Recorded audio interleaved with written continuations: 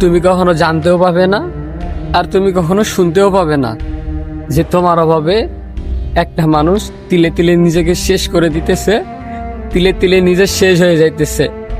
তবে হ্যাঁ, তুমি ভালো থাইকো, আর যদি কখনো সম্ভব হয় আমাকে মাফ করে দিও।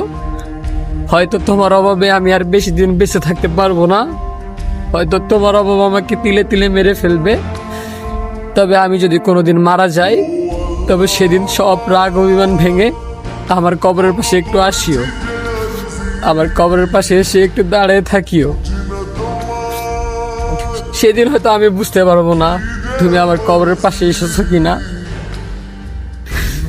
তবে তোমার কাছে একটা অনুরোধ রইল, সকল রাগ অভিমান ভেঙে তুমি প্লিজ আমারে মাফ করে দিও, আর দয়া করে আমার কবরের পাশে একটা বার আসিও। আমি তোমার অপেক্ষায় থাকবো, আমি তোমার আশায় থাকবো।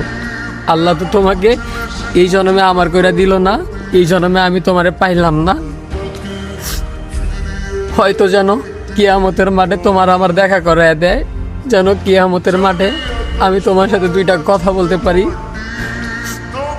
সেদিন আমি তোমার একটা কথাই বলবো, তুমি কেন এভাবে আমারে ঠগাইলা, কেন তুমি এত বাজেভাবে আমার সাথে প্রতারণা করলা, কেনই বা আমাকে তুমি এভাবে ঠগাইলা। আমি তোমার কি ক্ষতি করছিলাম, কেন তুমি অন্যের প্রতিশোধ আমার কাছে নিলা, কেন তুমি আমার সাথে এমনটা করলা।